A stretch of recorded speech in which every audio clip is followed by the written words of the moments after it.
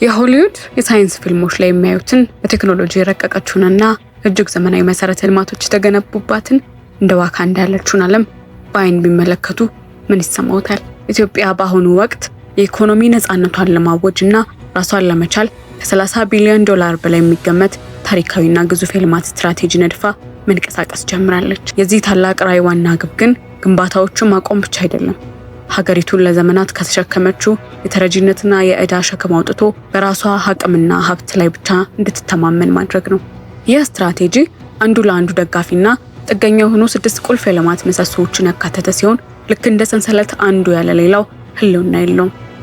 የዚህ የብልጽግና ጉዞ መክፈቻ የሚሆነው በቢሾፍቱ ምድር የሚገነባው ዓለም አቀፍ ሜጋ አውሮፕላን ማረፊያ ነው። ይህ ግዙፍ ማዕከል በሚሊዮን የሚቆጠሩ መንገደኞችንና የካርጎ ጭነቶችን በማስተናገድ ሀገሪቱን የአፍሪካ ቁልፍ የንግድ መገናኛ ለማድረግ ሌሊትና ቀንን ያስተሳስራል። ይህንን የሰማይ ላይ በርና ተያያዥ የንግድ ቀጠናዎችን በብቃት ለማንቀሳቀስ የማያቋርጥ ጉልበት ያስፈልጋል። እዚህ ላይ የአየር ንብረት መለዋወጥ የማይበግረው አዲሱ የኃይል ማመንጫ ጣቢያ ሚናው ጎልቶ ይወጣል። ጣቢያው ለአምራች ኢንዱስትሪዎችና ለዘመናዊ ትራንስፖርት አስተማማኝ ብርሃንና ጉልበትን ይለግሳል። ከኃይል ማመንጫው የሚገኘው የተትረፈረፈ ጉልበት ግን እንዲሁ አይባክንም። በቀጥታ ወደ ሶስተኛው ምሰሶ ማለትም ወደ ሀገር ውስጥ ማዳበሪያ ፋብሪካ ይመራል። ይህ ፋብሪካ በየዓመቱ ለማዳበሪያ ግዥ የሚባክነውን የውጭ ምንዛሬ በማስቀረት አርሶ አደሩ ምርቱን በከፍተኛ ደረጃ እንዲያሳድግና ሀገሪቱ በምግብ ራሷን እንድትችል ያደርጋታል።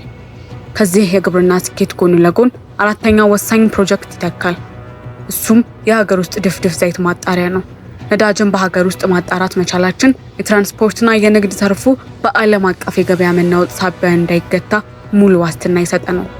አምስተኛው የምጣኔ ሀብት አንቀሳቃሽ ደግሞ ለዘመናት በምድር ውስጥ ተቀብሮ የኖረውን የተፈጥሮ ጋዝ በስፋት ማውጣት ላይ ያተኩራል።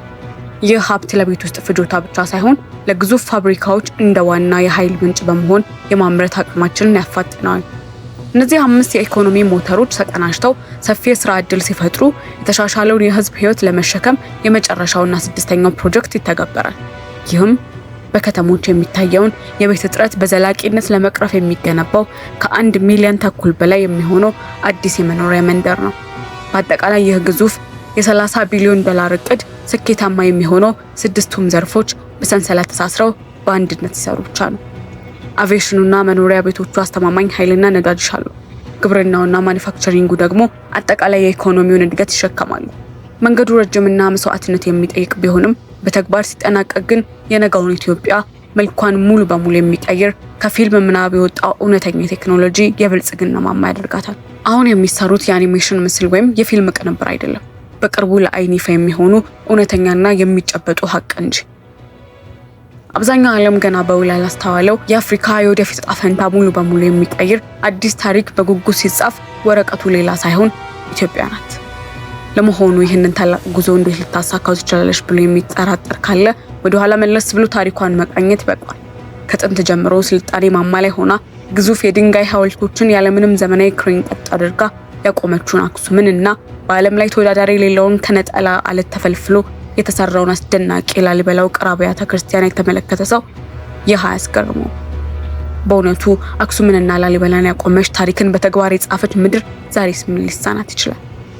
ያኔ በጥንት ዘመን ዓለምን ያስደነቀ ጥበብ የነበራት ይህች ሀገር ዛሬም በ21ኛው ክፍለ ዘመን የራሷን ዋካንዳ በእውን ለመገንባት ቆርጣ ተነስታለች።